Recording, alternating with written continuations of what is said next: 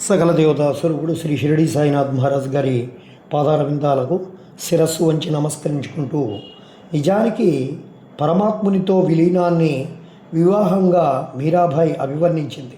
మీరాబాయి కోరుకుంటున్నది పాంచభౌతిక సంయోగాన్ని కాకుండా పరమాత్మునితో సమగమాన్ని, అటువంటి సమాగమనం చెందితే, అంటే భగవంతునితో ఏకత్వం పొందితే ఇక ప్రాపంచిక జీవనం అంటే జనన మరణాలనే వైధవ్యం ప్రాప్తించదని మీరా పాటల్లోని భావంగా చెప్తుంది. కానీ సామాన్య ప్రాపంచిక జనులకు అందులోని భావం అవగతం అయ్యే అవకాశం లేదు కదా.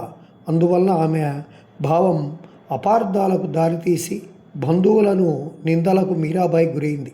సరిగ్గా అలానే చిన్న వయసులోనే వైవిధ్యం ప్రాప్తించి తీవ్ర వైరాగ్యం జనించి ప్రాపంచిక జీవనంపై విరక్తి, పరమార్థికతపై అనురక్తి కలిగి ఆ పరమాత్మునే తన విభునిగా భావిస్తూ ఆ పరమాత్మునితో విలీనమైనానికి పరితపిస్తూ చివరకు ఆ పరమాత్ముడే సాయి రూపంలో నడయాడుతున్నాడనే సత్యాన్ని తెలుసుకొని అప్పటి నుండి సాయినే తన విభునిగా భావించి సాయిలో సమాగమనానికై, విలీనానికై పరితపించిన ఓ ఆధునిక మీరాబాయి రాధాకృష్ణ ఆయి యొక్క అపూర్వమైన గొప్పతనం తెలిసిన వారు ఆమెను ఒక దేవతగా ఆరాధించేవారు.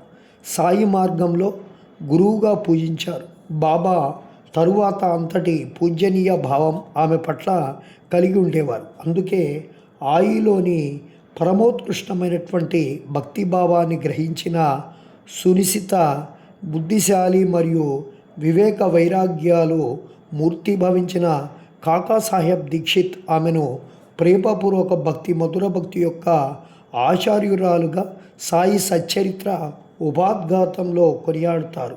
వామన్ పటేల్, రేగే వంటి భక్తులు ఆమెను ఒక ఆధునిక బృందావన రాధికగా, మధుర భక్తికి ప్రతీకగా స్మరించుకుంటూ ఉంటారు. కానీ ఆమె హృదయంలోని అత్యున్నత భక్తిభావం అర్థం కాని కొందరు లౌకిక జనులు ఆమె భక్తిని అపార్థం చేసుకుని ఆమెపై నిందారోపణలు చేశారు. కనుకనే బాబా అటువంటి వారిని ఉద్దేశించి పిచ్చివాళ్ళు అని చెప్పి సంబోధించారు. ఆ విధంగా ఎందరికో వందనీయురాలు, మరికొందరికి నిందనీయురాలు అయినటువంటి రాధాకృష్ణ ఆయి జీవన చరిత్రలో అమూల్యమైనటువంటి మధుర భక్తి రత్నాలు అసంఖ్యంగా లభిస్తాయి. సావధాన చిత్రంలో వెలకట్టలేని ఆ రత్నాలను దొరకబుచ్చుకొని మనసనే దారంతో మాలగా కూర్చి సద్గురు సాయి చరణాలను అలంకరింపజేసేందుకు మనము తయారవుదాం. రాధాకృష్ణ ఆయి జీవనంలో ఘటించిన ప్రతి ఘటనలో అద్భుతమైన ఆధ్యాత్మిక రహస్యాలు ఇమిడి ఉంటాయి మరియు మహోన్నతమైనటువంటి బాబా మార్గదర్శకాలు భక్తులకు ఉపలబ్ధమవుతాయి. ఒక విధంగా ఆయి జీవితాన్ని పఠించడం అంటే ఒక మహాయోగి